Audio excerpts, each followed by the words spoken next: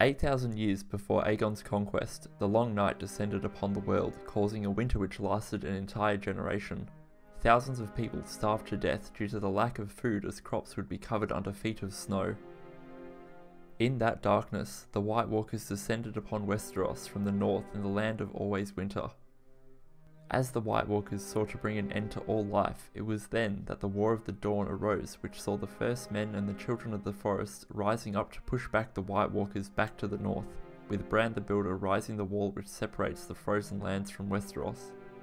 It is thought that the invasion of Westeros by the first men and the assault onto the lands of the children of the forest led to a long period of warfare between the two factions for control of the continent. During this conflict, the children captured several of the first men and performed experiments on them, eventually creating the first White Walkers, whose purpose was to protect them from the first men.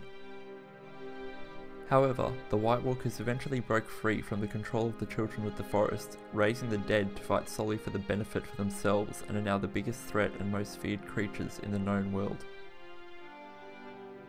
It was at this moment, when the White Walkers were killing both children of the forest and the first men, that they formed an alliance to defeat the White Walkers. The advance of the enemy further drove the allies south until it was discovered that weapons made of dragon glass could kill them. Tales and legends from the north claim that the first men and the children of the forest drove back the White Walkers, where they were defeated and driven back to the uttermost north. To ensure that the White Walkers could not once again invade Westeros, Bran the Builder, with the help of the children of the forest and giants, raised the wall separating the icy north from Westeros. It is claimed that magic was infused into the wall to prevent the White Walkers from crossing. The Ancient Order of the Night's Watch was also formed to defend the wall if the White Walkers ever returned to invade the realms of men. At the beginning of the War of the Five Kings, most believe that the War of the Dawn is just a children's story and that the White Walkers are just a legend. Even the few who believe the White Walkers exist think that they went extinct 1,000 years ago. This is because written history does not date that far back, so it is only the stories and spoken accounts that were brought to the present time. There are only vague legends that refer to a hero who Old Nan refers to as the last hero, who united the children of the forest and the first men together to defeat the White Walkers. Stories about the Long Night are also found in lands beyond Westeros, however, they may not always refer to the event as the Long Night. Several cultures in the land of Essos have their own legend of a Long Doom, which coincidentally happened around the same time as the Long Night. In these legends, the ways in which the Long Night was overcome all share a similar pattern to what is told in Westeros.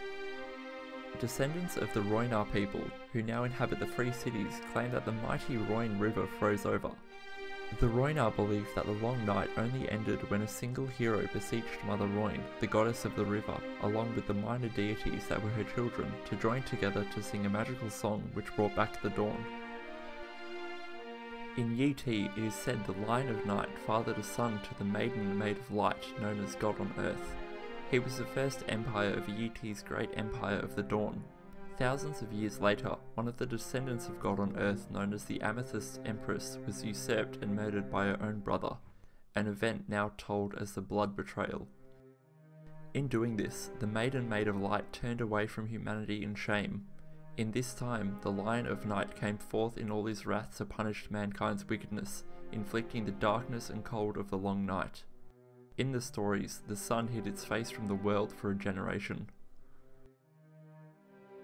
Stories of the night are even told as far east as Asshai, where the great darkness descended upon the land, with a hero known as Azor Ahai wielding a flaming sword called Lightbringer, fought against the darkness to win back the dawn. The books of the Lord of Light prophesize that there will come a time when the Long Night will return, and Azor Ahai will be reborn to lead the people of the world to victory once again. If you liked this video, be sure to give it a like, and if you didn't, chuck it a dislike. As this is only my second video, feedback would be awesome. Also, if you've got a topic you would like to hear about, be sure to leave it in the comments. Thanks.